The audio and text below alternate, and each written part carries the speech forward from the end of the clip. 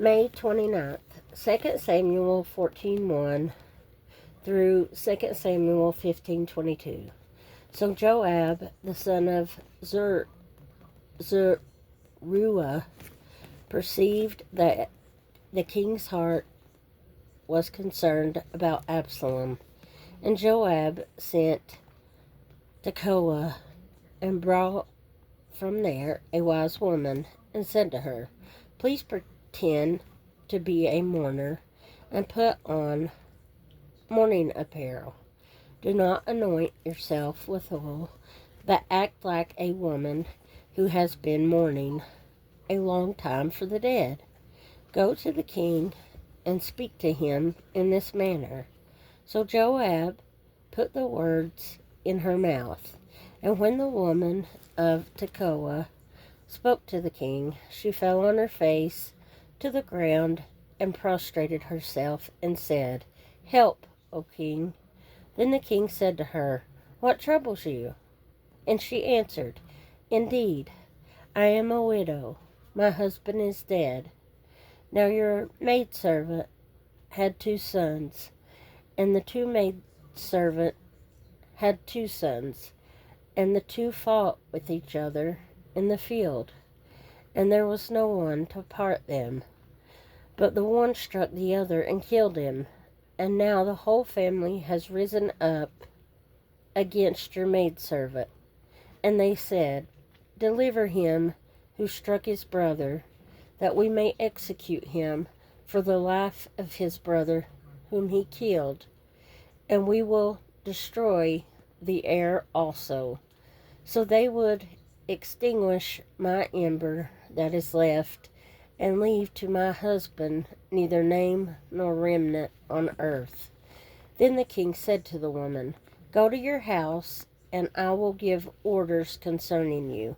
And the woman of Tekoa said to the king, "My lord, O king, let the iniquity be on me and on my father's house, and the king and his throne be guiltless." So the king said, "Whoever says anything to you, bring him to me, and he shall not touch you any more."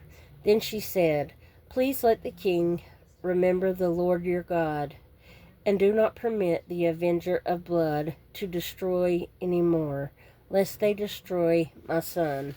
And he said, "As the Lord lives, not one hair of your son shall fall to the ground." Therefore the woman said, "Please let your maidservant speak another word to my lord the king." And he said, "Say on." So the woman said, "Why then have you schemed such a thing against the people of God? For the king speaks this thing as one who is guilty, in that the king does not bring his banished one home again. For we will surely die and become like water spilled on the ground, which cannot be gathered up again. Yet God does not take away a life, but he devises means so that he banished ones are not expelled from him. Now therefore I have come to speak of this thing to my lord the king, because the people have made me afraid." And your maidservant said, "I will now speak to the king. It may be that the king will perform the request of his maidservant. For the king will hear and deliver his maidservant from the hand of the man who would destroy me and my son together from the inheritance of God." Your maidservant said, "The word of my lord the king will now be comforting. For as the angel of God, so is my lord the king in discerning good and evil. And may the Lord your God be with you." Then the king answered and said to the woman, "Please do not hide from me anything that I ask you." And the woman said, "Please, let my lord the king speak." So the king said, "Is the hand of Joab with you in all this?" And the woman answered and said, "As you live, my lord the king, No one can turn to the right hand or to the left from anything that my lord the king has spoken. For your servant Joab commanded me, and he put all these words in the mouth of your maidservant. To bring about this change of affairs, your servant Joab has done this thing. But my Lord is wise, according to the wisdom of the angel of God, to know everything that is in the earth. And the king said to Joab, All right, I have granted this thing. Go therefore, bring back the young man Absalom. Then Joab fell to the ground on his face and bowed himself and thanked the king. And Joab said, Today your servant knows that I have found favor in your sight, my lord, O king, in that the king has fulfilled the request of his servant. So Joab arose and went to Geshur and brought Absalom to Jerusalem. And the king said, Let him return to his own house, but do not let him see my face. So Absalom returned to his own house, but did not see the king's face. Now in all Israel there was no one who was praised as much as Absalom for his good looks. From the sole of his foot to the crown of his head there was no blemish in him. And when he cut the hair of his head, at the end of every year he cut it because it was heavy on him. When he cut it, he weighed the hair of his head at 200 shekels, according to the king's standard. To Absalom were born 3 sons, and 1 daughter whose name was Tamar. She was a woman of beautiful appearance. And Absalom dwelt 2 full years in Jerusalem, but did not see the king's face. Therefore Absalom sent for Joab to send him to the king, but he would not come to him. And when he sent again the second time, he would not come. So he said to his servants, See, Joab's field is near mine, and he has barley there. Go and set it on fire. And Absalom's servants set the field on fire. Then Joab arose and came to Absalom's house and said to him, Why have your servants set my field on fire? And Absalom answered Joab, Look, I sent to you, saying, Come here, so that I may send you to the king to say, Why have I come from Geshur? It would be better for me to be there still. Now therefore, let me see the king's face. But if there is iniquity in me, let him execute me. So Joab went to the king and told him. And when he had called for Absalom, he came to the king and bowed himself on his face to the ground before the king. Then the king kissed Absalom. After this it happened that Absalom provided himself with chariots and horses and 50 men to run before him. Now Absalom would arise early and stand beside the way to the gate. So it was, whenever anyone who had a lawsuit came to the king for a decision, that Absalom would call to him and say, What city are you from? And he would say, Your servant is from such and such, a tribe of Israel.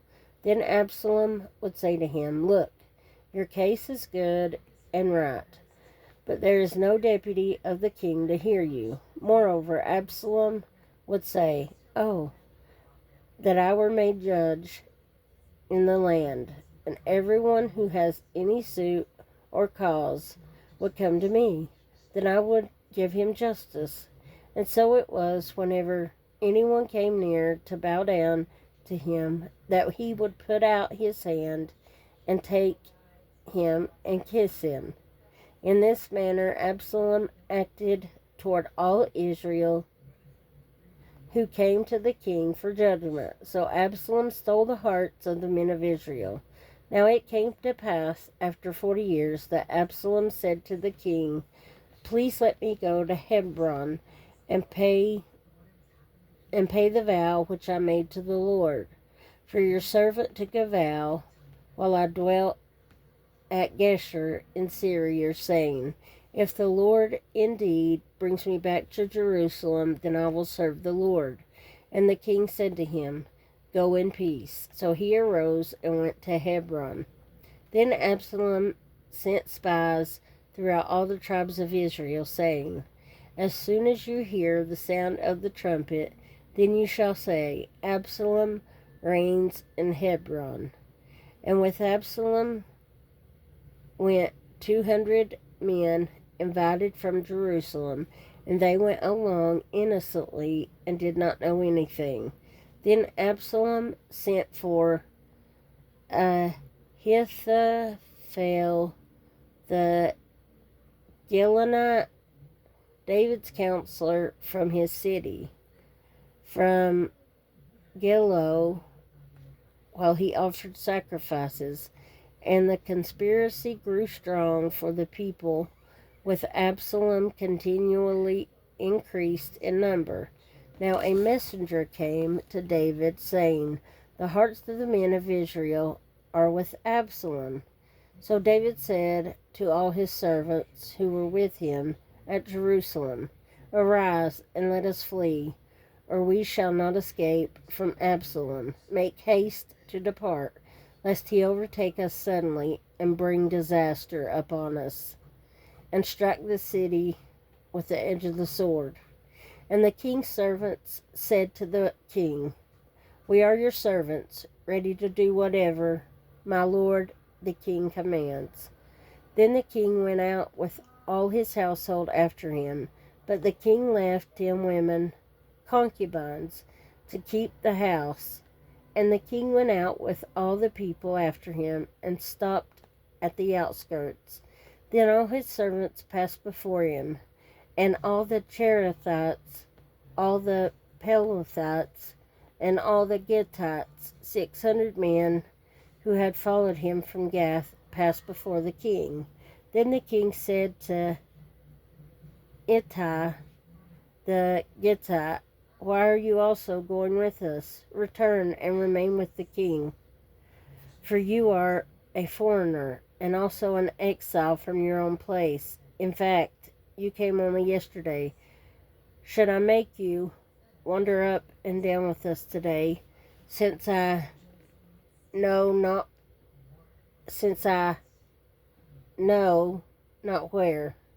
Return and take your brethren back. Mercy and truth be with you. But Ittai answered the king and said, as the Lord lives, and as my lord the king lives, surely in whatever place my lord the king shall be, whether in death or life, even there also your servant shall be. So David said to Ittai, go and cross over. Then Ittai the Gittite and all his men and all the little ones who were with him crossed over. John 18:1-24. When Jesus had spoken these words, he went out with his disciples over the brook Kidron, where there was a garden, which he and his disciples entered. And Judas, who betrayed him, also knew the place, for Jesus often met there with his disciples. Then Judas, having received a detachment of troops and officers from the chief priests and Pharisees, came there with lanterns, torches, and weapons. Jesus, therefore, knowing all things that would come upon him, went forward and said to them, whom are you seeking? And they answered him, Jesus of Nazareth. Jesus said to them, I am he. And Judas, who betrayed him, also stood with them. Now when he said to them, I am he, they drew back and fell to the ground. Then he asked them again, whom are you seeking? And they said, Jesus of Nazareth. Jesus answered, I have told you that I am he.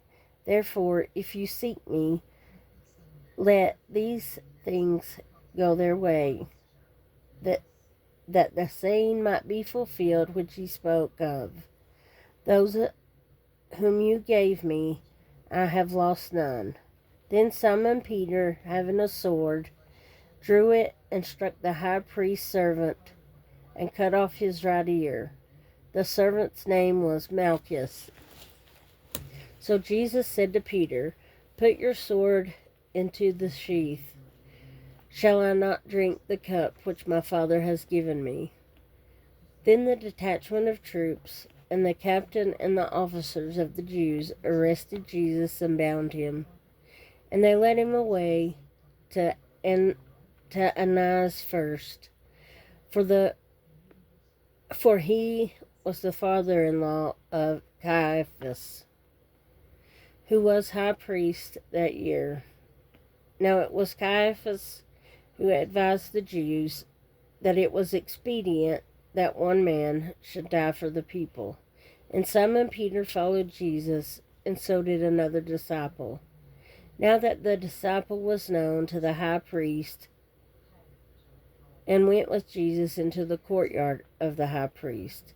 But Peter stood at the door outside. But the other disciple, who was known to the high priest, went out and spoke to her who kept the door and brought Peter in. Then the servant girl who kept the door said to Peter, "You are not also one of this man's disciples, are you?" He said, "I am not." Now the servants and officers who had made a fire of coals stood there, for it was cold, and they warmed themselves. And Peter stood with them and warmed himself. The high priest then asked Jesus about his disciples and his doctrine. Jesus answered him, "I spoke openly to the world. I always taught in synagogues and in the temple, where the Jews always meet. And in secret I have said nothing. Why do you ask me? Ask those who have heard me what I said to them. Indeed, they know what I said."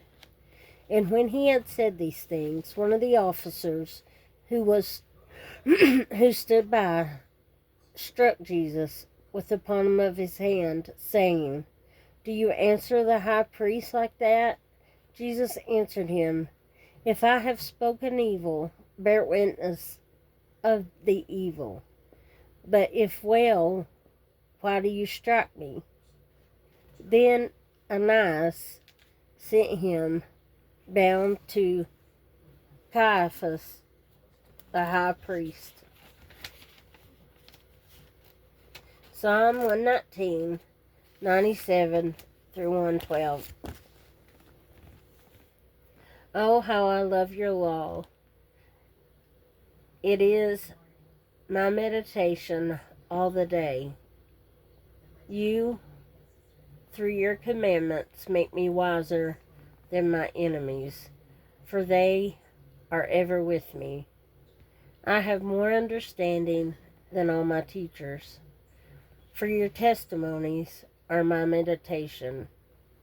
I understand more than the ancients, because I keep your precepts.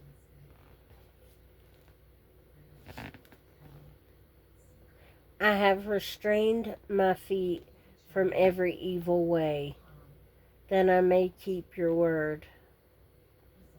I have not departed from your judgments, for you yourself have taught me. How sweet are your words to my taste, sweeter than honey to my mouth. Though your precepts I get understanding, therefore I hate every false way. Your word is a lamp to my feet and a light to my path. I have sworn and confirmed that I will keep your righteous judgments. I am afflicted very much. Revive me, O Lord, according to your word. Accept, I pray, the freewill offerings of my mouth, O Lord, and teach me your judgments. My life is continually in my hand, yet I do not forget your law. The wicked have laid a snare for me, yet I have not strayed from your precepts. Your testimonies I have taken as a heritage forever, for they are the rejoicing of my heart. I have inclined my heart to perform your statutes forever to the very end.